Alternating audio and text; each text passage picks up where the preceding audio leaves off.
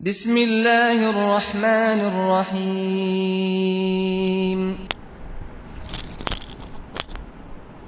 اور ٹیپو سلطان نے کیا خوبصورت فقرہ کہا تھا شہادت کے وقت فتح علی ٹیپو نے، شیر کی ایک دن کی زندگی گیدڑ کی 100 سالہ زندگی سے افضل ہے۔ اور خالد بن ولید رضی اللہ تعالیٰ عنہ وقت آخر میں جب چارپائی پہ تھے اور آنکھوں مبارک سے آنسو آ رہے تھے، تو جو آپ کے دوست احباب تھے پوچھ رہے تھے کہ آج موت سے ڈر گئے ہو، تو آپ نے فرمایا موت سے نہیں ڈرا، موت کو میں نے میدانوں میں تلاش کیا ہے، میدان جنگ میں تلاش کیا ہے۔ خالد تو وہ تھا جو ہزاروں کے لشکر میں اکیلا جاتا تھا فقط شہادت کے لیے، لیکن میرے رب نے موت وہاں پہ نہیں دینی تھی، چارپائی پہ موت دینی تھی، رو اس لیے رہا ہوں۔ جو رب نے موت لکھی ہے، ہم کسی بل میں چھپ جائیں وہاں بھی موت آ جائے گی۔ میدان جنگ میں ہزاروں کی تعداد میں سپاہی ہوتے ہیں، لیکن شہادت جن کا مقدر ہوتی ہے صرف ان کو ہی ملتی ہے۔ ہماری بے حسی، بے شرمی اور بے غیرتی کی یہ انتہا ہے کہ وہاں پہ وہ کس رہے ہیں، اور یہاں پہ جس طرح رمضان کریم آتا ہے یہ آیتیں پڑھ لیں آپ کی ساری زندگی کی نمازیں پوری ہو جائیں گی۔ اب یہاں پہ بار بار یہ میسج کہ یہ دعا کرو جی، فلاں آیت پڑھو، دعا کرو، تو جس پہ قرآن اترا تھا وہ کیوں گئے میدان جنگ میں؟ پھر ساری زندگی انہوں نے میدان جنگ میں گزاری۔ میرے آقا پاک احمد مجتبیٰ سیدنا محمد مصطفیٰ صلی اللہ علیہ وسلم کتنے غزوات میں خود تشریف لے کے گئے، دندان مبارک شہید ہوئے، اتنے دور دراز سفر کیے جنگ کے لیے۔ وہ تو شارع اسلام ہے، قرآن انہی پہ اترا ہے۔ وہ نہیں پڑھ سکتے تھے قرآن کی آیات اور نیست و نابود کر دیتے روم کے عیسائیوں کو یا کسریٰ کے جتنے سپاہی تھے۔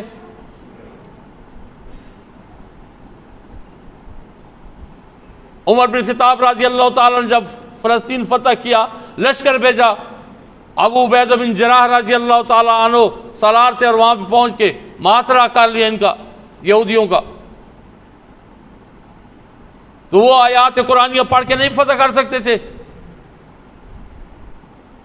صلاح الدین ایوبی نے نیست و نابود کر کے رکھ دیا یہودیوں اور عیسائیوں کو، تو صلاح الدین جیسا مجاہد کوئی آیت نہیں پڑھ سکتا تھا۔ یہ مسلمانوں کو اسی پہ لگا دیا ہے۔ صلاح الدین ایوبی کے جاسوس اتنے زبردست تھے، ایک جاسوس آیا اور آ کے اس نے صلاح الدین ایوبی رحمۃ اللہ تعالیٰ کو کہا کہ ہمارے پاس ایک مبلغ ہے، مولوی ہے، بڑی زبردست تقریریں کر رہے ہیں، ہماری فوج کے جوان بڑے اس سے متاثر ہیں، لیکن مجھے اس میں کچھ بو نظر آتی ہے، مجھے سمجھ نہیں آ رہا کہ کیا ہے، لیکن وہ ٹھیک نہیں ہے۔ تو صلاح الدین ایوبی نے بھیس بدلا اور اس سے جب ملاقات کی، ملاقات کر کے اس سے کہا کہ یار یہ آج کل کے حالات کے بارے میں تمہاری کیا رائے ہے؟ تو اس نے کہا کہ یہ جنگ و جدل، یہ ساری زندگی یہ ہم کرتے رہیں گے، بندے مارتے رہیں گے۔ تو ایوبی نے فرمایا کہ پھر کیا کرے، اس کا کیا حل ہے؟ یہ جو یہودی عیسائی ہم پہ چڑھے ہوئے ہیں، پھر ہم کیا کریں؟ وہ دعا کریں نا، مسلمانوں کو کہ اجتماعی دعا کریں۔ اس نے تلوار نکال کے سر علیحدہ کر دیا۔ اس نے کہا بدبختہ، یہ جو جہاد کے اعلان ہے یہ کس لیے؟ یہ صرف دعاؤں کے لیے بیٹھے رہے مسلمان؟ آج وہ وقت ہوئی آ گیا ہے جو ہم پہ لوٹ کے آ گیا ہے، اور آج کے مسلمان یہی کہہ رہے، پورے عالم اسلام کو دیکھ لیں، فلاں مذمت کر رہا ہے، فلاں مذمت کا کیا مطلب ہو گیا؟ وہاں پہ مسلمانوں کے بچے عورتیں کس رہی ہیں اور مذمت ہو رہی ہے، اور ان کے ساتھ ان کے تعلقات بھی قائم ہیں۔ یہ کون سی مسلمانی ہے؟ اللہ تعالیٰ ضرور یہ ہم سے پوچھے گا۔ یاد رکھنا، جس کا جو لیول ہے اس پہ اس کو کوشش کرنی چاہیے۔ جہاد کے لیے جو حکم ہے شریعت مطہرہ میں، وہ جو سلطان ہے وہ حکم دیتا ہے، جو بادشاہ وقت ہے وہ حکم دیتا ہے۔ لیکن جس طرح کنڈیشنز ہیں آج کل دنیا میں، اور جس طرح یہ ملکوں کی ایک دوسرے کے ساتھ سرحدوں کو اور جس طرح یہ پابندیاں سب کو ملحوظ خاطر رکھتے ہوئے آپ یہ دیکھ لیں، اگر پاکستان سے بھی مجاہد نکلیں، آگے افغانستان ہے، ایران ہے، عراق ہے، شام میں پہنچ جائیں گے، لیکن کون تیار کرے؟ مجاہدین یہ بھیجنے کس نے؟ ہر بندے کو اپنا جواب دینا ہوگا. یاد رکھیں، آج ان پہ ہے، ان کو یہودی چھوڑیں گے نہیں. یاد رکھیں، یہ ایک یہود و حنود کی چال تھی. جس طرح امریکہ میں انہوں نے کیا، 4 جہاز مار کے پھر اس کو پوری امت مسلمہ کو انہوں نے روند کے ڈال دیا امریکیوں نے. افغانستان کے ساتھ کیا حشر کیا؟ خود جہاز مروائے اور افغانستان کے ساتھ کیا حشر کیا. پھر اس کے بعد کیا ہوا؟ پوری امت مسلمہ کے ساتھ. یہ بھی وہی چال تھی. خود 15,000 حماس کے مجاہد ہیں، اتنی ریگولر فورس کے ساتھ مقابلہ کر سکتے ہیں. فلسطینی کے پاس کون سی فورس ہے؟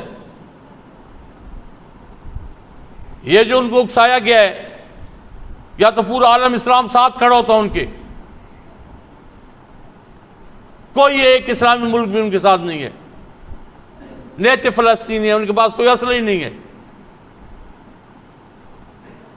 حماس کے تو ٹوٹل 15,000 مجاہد ہیں. انہی مجاہدوں میں ہو سکتا ہے کوئی نہیں کوئی یہودیوں کا ایجنٹ ہو، جس نے یہ ساری کارروائی کرا کے ایک چلو جس طرح بھی زندگی گزر رہی تھی گزر تو رہی تھی ان کی.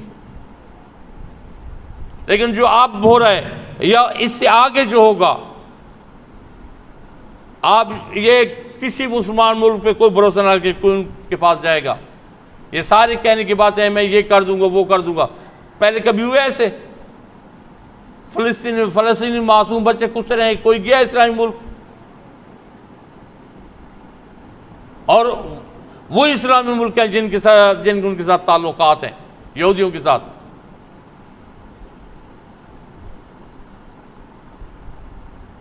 اپنے آپ کو جو لیول ہے، اب جس بندے کا جتنا لیول ہے اس کو اتنا کام کرنا چاہیے.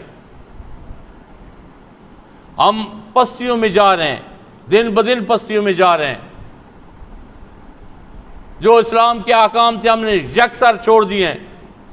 جہاد کا حکم ہے، میرے رب نے یہ حکم دیا ہے، چاہے ہلکے ہو چاہے بھاری ہو. مطلب یہ ہے کہ سامان ساتھ جہاد کا ہے نہیں ہے، چلو جہاد کے لیے نکلو. یا فل بھاری ہو، جہاد کا پورا سامان ساتھ ہے، ریفلیں ہیں، گنے ہیں، راکٹ ہیں، جہاد کے لیے نکلو. اور جہاد کی جو افضلیت ہے، ابن ماجہ کی حدیث مبارکہ ہے، آقا پاک احمد مجتبیٰ سیدنا محمد مصطفیٰ صلی اللہ علیہ وسلم نے فرمایا، جس نے ایک گھڑی میدان جنگ میں وہ رہا، 70 سال کی جو عبادت ہے گھر میں اس سے وہ ایک گھڑی افضل ہے. اور جو مجاہد ایک رات اسلامی سرحد کے پہرہ دیتے، ایک رات، وہ عابد کی کم و بیش 60 سالہ عبادت سے اس کے ایک رات کا پہرہ افضل ہے.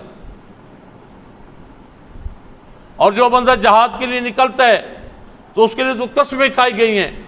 جو جہاد کے لیے نکلتا ہے اور اس کے اوپر جو پاؤں کے اوپر مٹی کی دھول پڑتی ہے، اللہ تعالیٰ نے فرمایا کہ مجھے اپنی عزت اور جلال کی قسم اس کو جنت میں داخل کروں گا. جہاد اتنا بڑا معاملہ ہے. اگر اتنا بڑا معاملہ نہ ہوتا تو میرے آقا پاک صلی اللہ علیہ وسلم خود بنفس نفیس نہ نکلتے جہاد کے لیے. 313 مجاہدوں کے ساتھ غزوہ بدر میں 1000 کا مقابلے کے لیے تیار ہو گئے.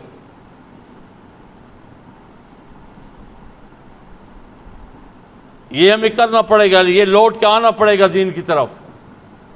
دین کی طرف لوٹ کے نہیں ہے کہ ہم اسی طرح ذلیل ہو. آج ان کی باری ہے، کل ہماری باری ہوگی.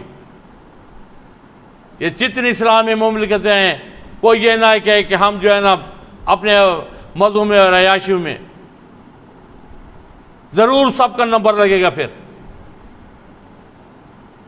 اللہ تعالیٰ عز و جل مسلمانان عالم کو یگانگت دے، اتفاق دے، اتحاد دے، اور جو ہماری اجتماعی خطائیں ہیں پوری امت مسلمان کی جو اجتماعی خطائیں ہیں وہ غفور الرحیم مالک اپنی رحمت کے صدقے ہمیں معاف فرمائے، اور اللہ تعالیٰ اس ملک پاکستان کو اور اس ملک پاکستان میں جس طرح کے یہ انتشار ہے اللہ تعالیٰ اس کو ختم فرمائے، اور یہ تب ہی ختم ہوگا جب ہم لوگ ٹھیک ہو جائیں گے۔